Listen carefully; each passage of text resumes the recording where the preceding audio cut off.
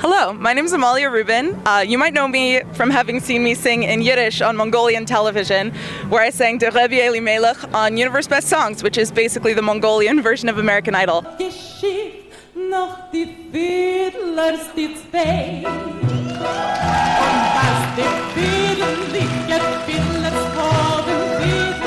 What's a nice Jewish girl like this doing in Mongolia? Great question. I was born in upstate New York to a Polish-Russian but English-speaking Jewish family. But Jewish culture and Yiddish culture was really important to our family.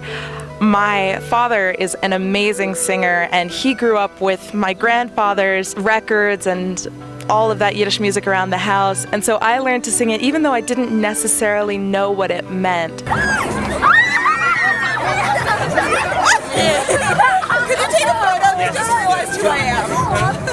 I got my bachelor's degree at the University of Buffalo studying Asian studies, and I was concentrating on Tibetan and Chinese languages. So for my master's degree, I wanted to look at the revival of indigenous cultures and indigenous practices in Tibet and in Mongolia. I ended up in Mongolia and studying Mongolia largely by accident. I was mainly studying Tibet when there was a conference on Tibetan studies in Mongolia. I came here knowing only one person, so I didn't know what I was doing. I stayed at his house, met his friends. Several of his friends were shamans and were very interested in the revival of Mongolian culture.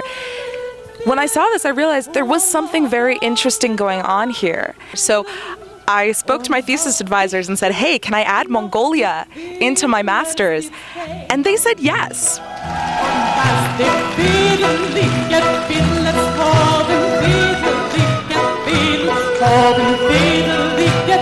But living here in Mongolia as a Jew is not always the easiest thing. I'm not sure how it would be possible to survive if I kept strictly kosher, for example.